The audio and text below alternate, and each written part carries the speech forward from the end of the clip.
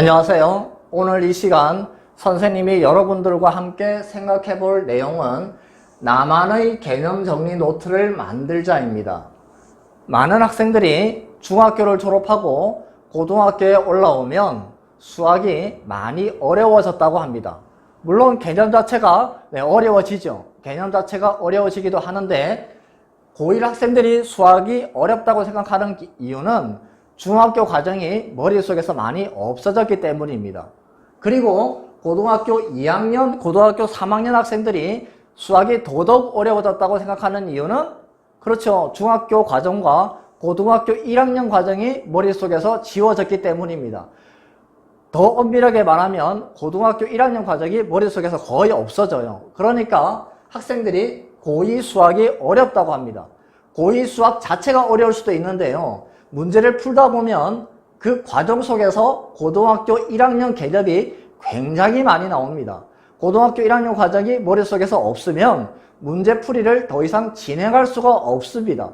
그런 현상이 일어나기 때문에 고등학교 2학년 학생들은 고등학교 2학년 수학이 어렵다고 이야기합니다. 물론 고등학교 3학년 학생들도 마찬가지 생각을 합니다.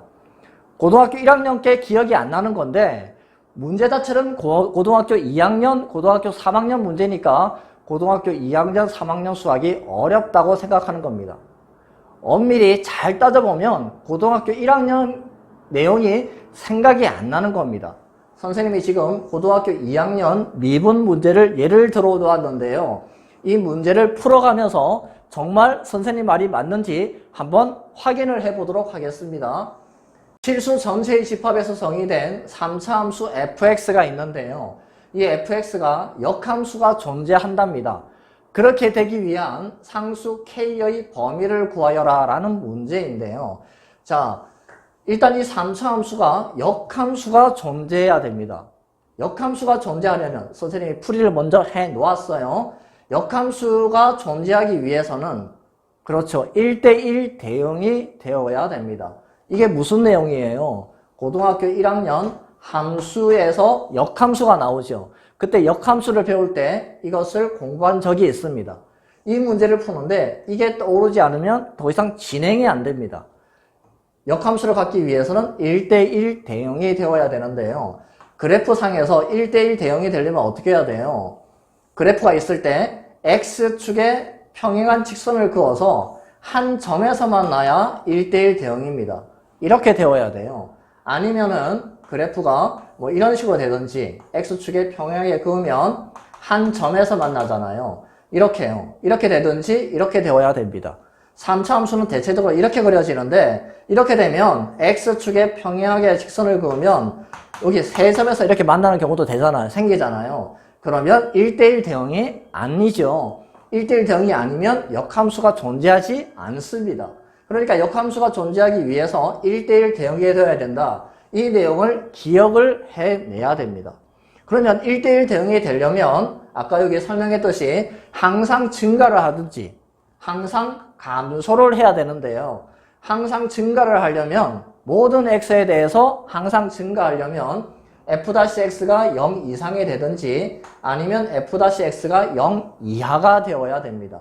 이건 고등학교 2학년 미분 내용이죠. 미분입니다.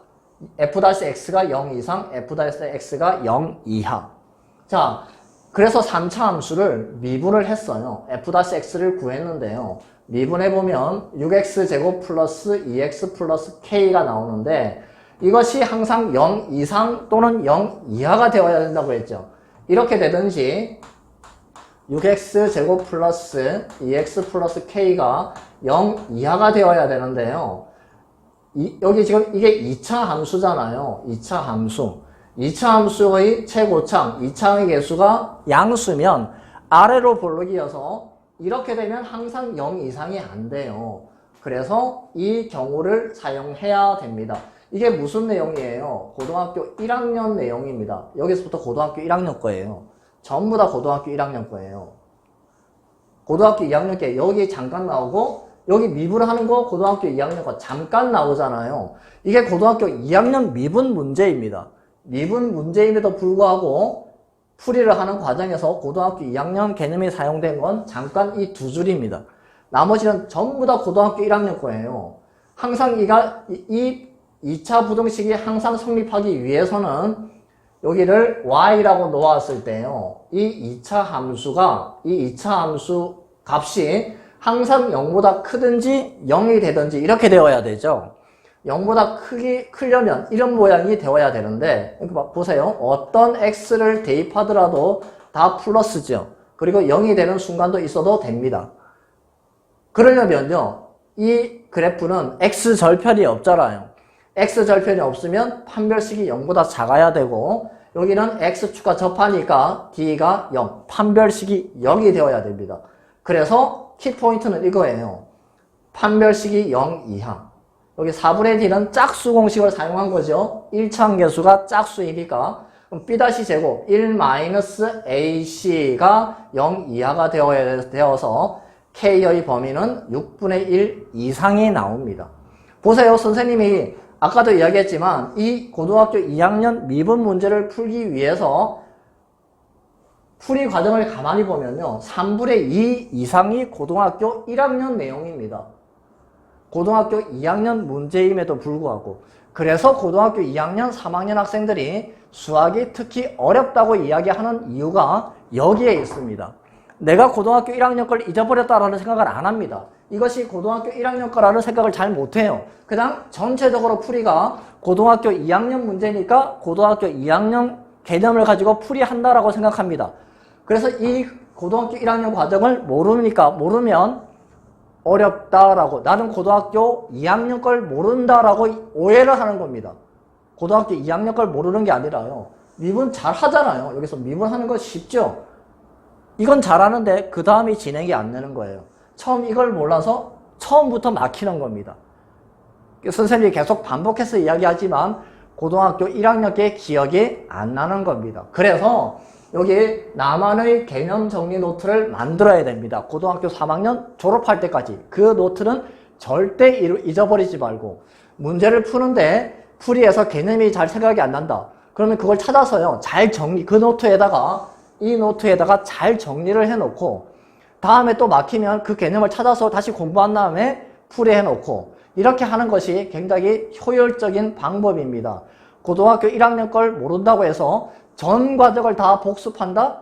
시간이 없잖아요. 그러면 시간이 없기 때문에 그렇게 하면 비효율적이고, 내가 그때그때 모를 때마다 개념을 잘 정리해 놓는 이 습관을 길러야 되고, 이 노트는 절대 잊어버리지 말고 고등학교 3학년 졸업할 때까지. 그러면 이 개념 노트는 나만의 큰 보물이 됩니다. 이렇게 해서 여러분들이 공부를 해 나가야지, 그렇지 않고 그냥 막연하게 고등학교 2학년, 고등학교 3학년께 어렵다라고 생각하면 안 됩니다. 지금 선생님이 긴 시간 계속 반복적으로 했던 이야기가 뭡니까? 나만의 개념 정리 노트를 만들자. 이 말을 잘 명심해서 고등학교 2학년, 3학년 공부하는데 큰 도움이 되었으면 좋겠습니다.